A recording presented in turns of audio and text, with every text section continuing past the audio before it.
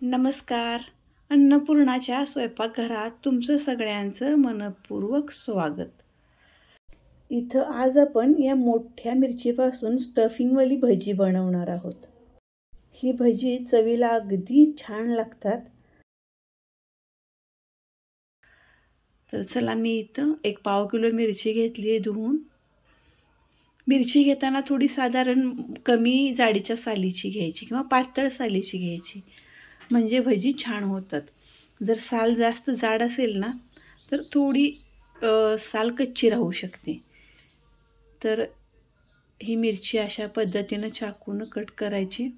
एकाच बाजूला काप घालायचा, म्हणजे तिकडून फक्त आपल्याला उघडली जावी, जेणेकरून आपलं स्टफिंग त्यात आत घालता यावं. हे बघा, अशा पद्धतीनं मी सगळ्या मिरच्या कट केल्यात. इथं स्टफिंगसाठी मी मिरची बारीक करून घेणार आहे. मिरची, त्यात थोडं लसूण, आलं आणि जिरं हे आपण बारीक कुटून घ्यायचं आहे.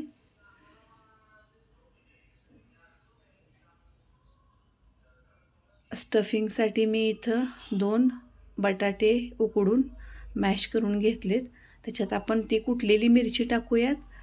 थोडी कोथिंबीर घालायची आहे आणि अर्धा चमचा लिंबाचा रस आपण आता यात घालायचा आहे, त्याच्यामुळे चव छान येते.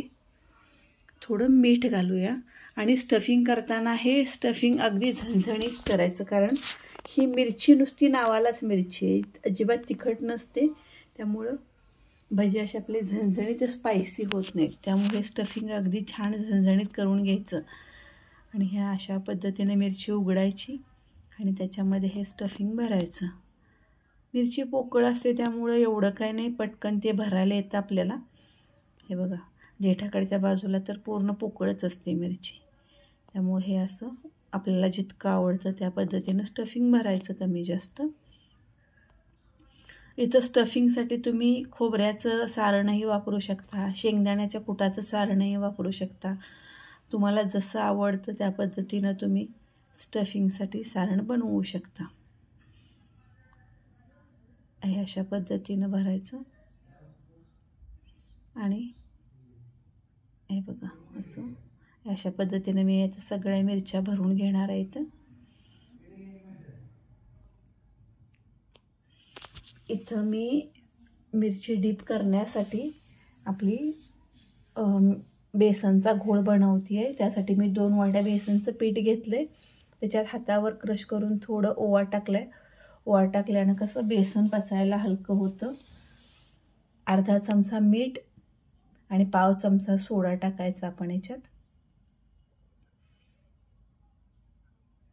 याच्यात अर्धी वाटी तांदळाचं पीठ मिक्स करायचं. त्यामुळे होतं कसं, भजी अगदी आपले कुरकुरीत होतात.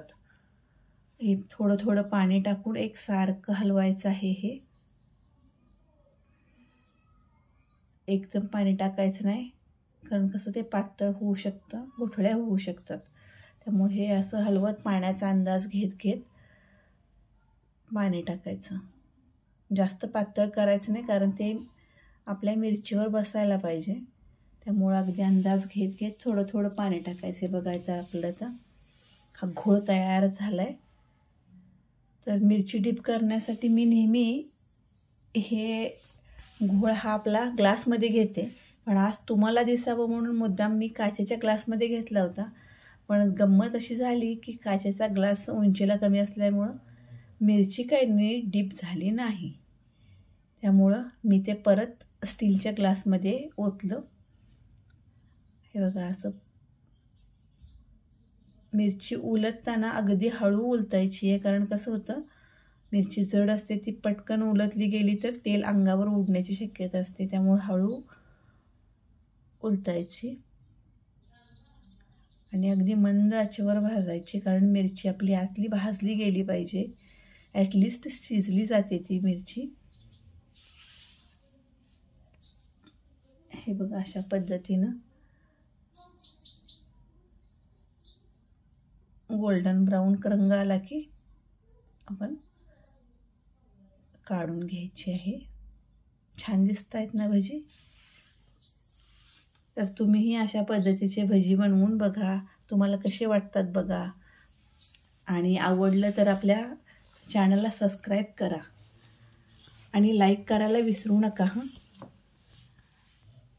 तर हे बघा अशा पद्धतीने मी काचेच्या ग्लासमध्ये घेतले. त्यामुळे होतं कसं, आपले हात घाण होत नाहीत आणि जितकं हवं तितकं पीठ कोट होतं मिरचीला त्या पद्धतीनं. त्यामुळे तुम्ही ही ट्रिक वापरा आणि भजी नक्की बनवून बघा. तुम्हाला खूप आवडतील आणि मला कमेंटमध्ये सांगा कसे झालेत ते. अशा पद्धतीने आपण हे भाजून घ्यायचे आहेत मंद आचेवर.